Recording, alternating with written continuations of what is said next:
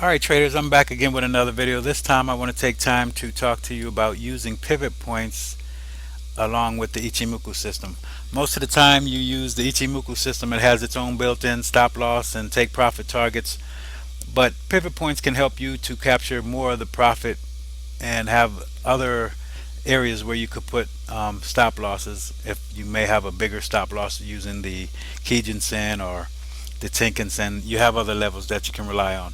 And the main thing about pivots, especially the pivots that I'm using are the floor pivots. These pivot points are used by big banks and institutions. So these are real areas of support and resistance that you might want to be looking at because the big guys are looking at it. So it also will help you too. So now we're looking at this chart and we can see that we had a TK cross right here, which was bullish. Okay, and we have our Kumo twist right here, which is bullish, and we have price breaking out of this cloud here. So we got a Kumo breakout, and we got the Chiku span above price. So everything is bullish on this chart right here. So now I have pivot points drawn onto the chart. The pivot points are, the solid lines will be the weekly pivot points, and the dashed lines will be the monthly pivot points. I'm not using daily pivot points. If I use daily pivot points, I'm trading with an hour chart, and I do that if I'm scalping, but I'm not scalping, so this is the way we do this. So what we do, we want to go long because we had a Kumo breakout, so we're trading the breakout. That's my favorite setup. I look for the breakout a lot. And we see here that price broke this P1 level. Now when price breaks a P1 level, I mean not a P1 level, sorry, the pivot level. When price breaks a pivot, the next level that you're going to look to is either the R1 level or the S1 level. If you're going long, it's going to be the R1 level. If you're going short, it's going to be S1 level. Okay, so in this case we're going long. We didn't trade off of the pivot.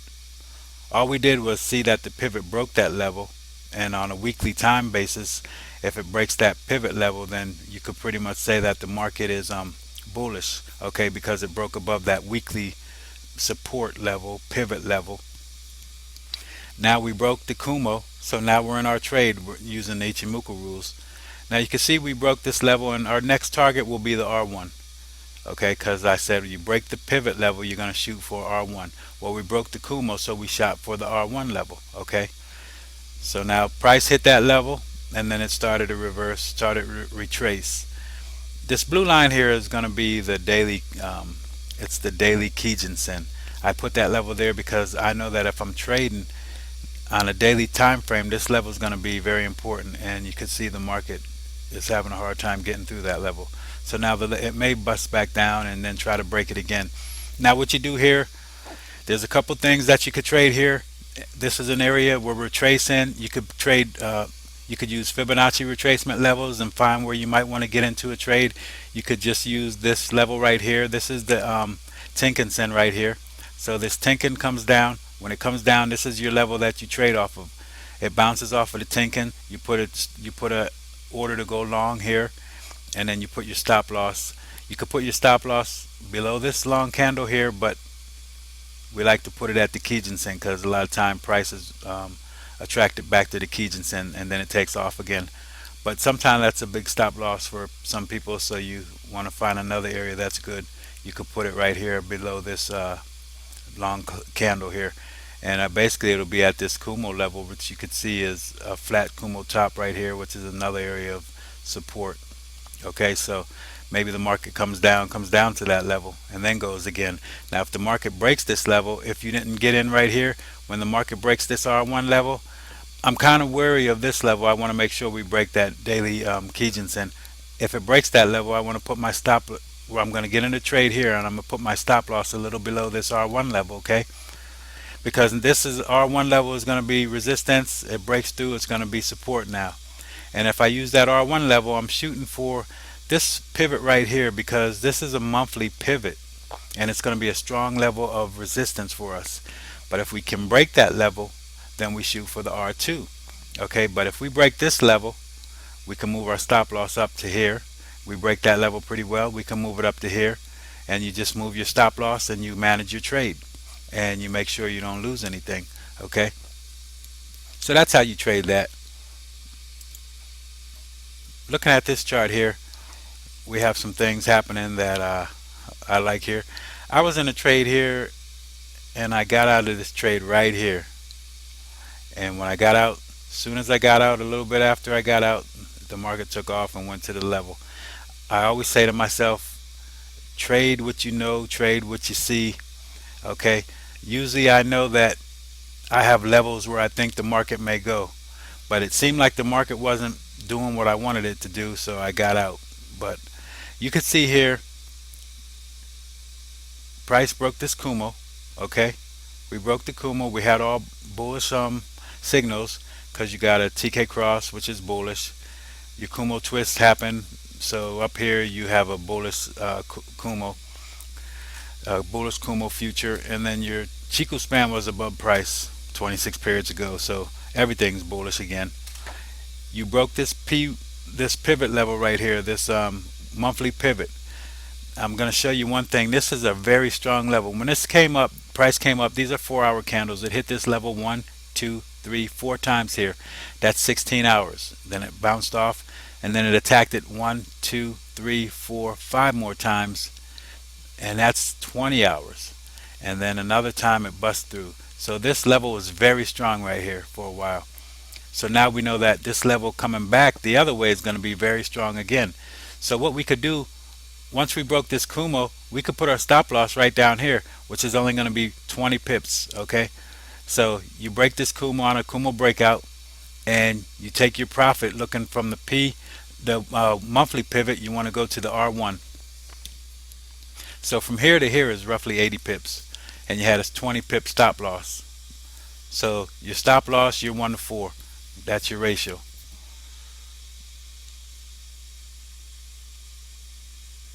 Okay, let's go to, and I'm looking at this right here, and I'm like, oh my goodness, this may be something for me to jump into. I may want to see what this does, but if this closes, I'm gonna wait because it's I still got an hour and a half before this candle closes. I want to see where this candle closes. I was in this trade here. I wish I would have stayed in this trade. I would have rolled it up and just kept on going. But sometimes you do things that you shouldn't do. But I wanted to take my profit. I didn't want to lose anything, and I did. But here we go. This is breaking right here. And if this closes above this level, we may take this long and go to the R2 level and put a stop loss right here at this R1. Okay, but we basically can use this level as a stop loss and get in a trade after this closes here, put a stop loss a little bit below here. But I want to give the market a little room to move, so I will put it right here. I can't see how big of a stop loss it is before I determine, and then we'll take this to the take this right up to the R2 level right here. And see, sometimes you have to look out. It may not make it to that R2 level because see, right here is a level that the market turned around, and it may get close to that level because this could be a double top right here. Okay, but I'm looking at this and I may get into this unless this candle goes too far from me. I don't like to be far from my stop loss, so if this candle goes way up here and then closes and I have to put a stop loss way down here or down here somewhere, I'd like to get in right there. Basically I could get in there right now if I wanted to, but I like to wait for the candles to close because a lot of times this can come all the way back down here and then it can go back the other way. But everything's pretty bullish on this chart here. Yeah, this is one I'm letting get away. Maybe I'm like, oh man, maybe I should jump on that. But I always like to trade the way that I always trade. I don't jump into I don't get in candles that are running. I like to see what's going to happen. You know what I mean? Because you look at this candle right here, it ran all the way up here, but then it pulled all the way back down, and that's what this pair does a lot. You can see it right here. It ran way up here, and this was almost about the same time yesterday, same day yesterday, and then it came all the way back down. So this can run all the way up there and then come all the way back down. We'll see where it closes, and that'll determine where we get into the trade if we get into it. But that's something to look at here on this New Zealand Swiss franc. Let's go to another chart, the Aussie yen. Okay, as you see, the price went up here, hit this Kumo, came back down, and then price came up, went up to this P1 level, and looked like it was going to hold it as support right here after it broke, but then it broke and closed below. Now we want to be going short here because we already have a bearish cross. Okay, and we have Chiku span below price. We have a bearish Kumo. So everything's bearish here, and we know that we want to be going short on this. So what we would do basically is after we break this P1 level, we could get into the trade, okay? And then we could put our stop loss a little above these candles here. We could put it up here at this Kijin, at this Kumo, this flat Kumo top, okay? So, but like I said, this monthly pivot is usually a strong level, and this was the beginning of the month right here. So what happened here? You could get in on this, and you would ride this from the pivot to S1. So it will come down, and here it touched right on S1, right on it, and then it came, broke S1. So now we would look for S2, right? Well, it didn't make it to S2, but it broke this weekly pivot and used S1 weekly pivot. Okay, so you got to look at the weekly pivot levels too. So these are areas that you could just look at for taking profit. Okay, just knowing that if you break this level here, you may look at my next level as getting profit will be this S1, and then maybe this S2. Okay, just giving you a chance to see areas where you could take profit, make stop losses, get back in trades. Now if this market comes all the way up here, touches this pivot right here, I'm going to get into a short trade. I'm going to use this level. I'm going to figure it'll bounce off of that level. If I'm wrong and the market goes the other way, then we'll look for it to break for the Kumo, and then you'll start shooting for levels. I wouldn't like it right here because I know that once it breaks this Kumo, we're close to a lot of resistance. This R1 and this monthly pivot point. This monthly pivot point could be very strong. This R1 will be weekly R1 could be some strength too. So I'd like to see it break this level, and then I would get into the trade and ride it up to these levels. Okay, so if I got into a trade where it broke here, I could put my stop loss right here, and then I'm shooting for this. Basically the same thing on this chart. Finally price broke through this monthly pivot, came down, broke there, came back up, and like I say, you would have got stopped out here maybe, but then you got another chance to get back into the market. So if you get in the market here, you're riding off of this monthly pivot, you drop down, price came down, and then it came back and honored that level as resistance.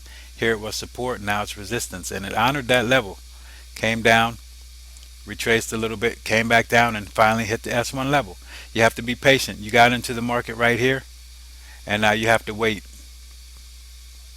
Look at all this waiting you have to do. These are 4-hour candles.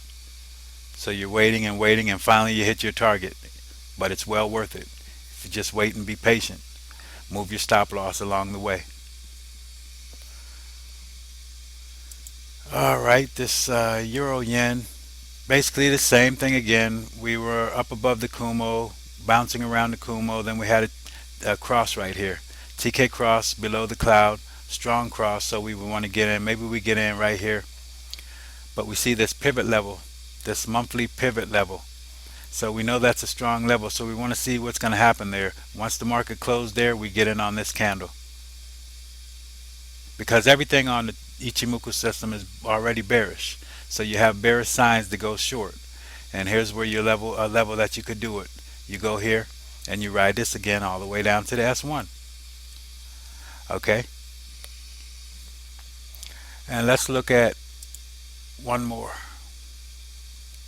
Basically it's the same thing. You had to cross over, price came through the pivot, the monthly pivot, and it rode it down. Take profit at the S1 level. Okay, so hopefully traders, that helps you to understand some things that you could do. I hope I'm helping somebody, and my goal is to help and bless people, and that's what I try to do. So until next time, God bless.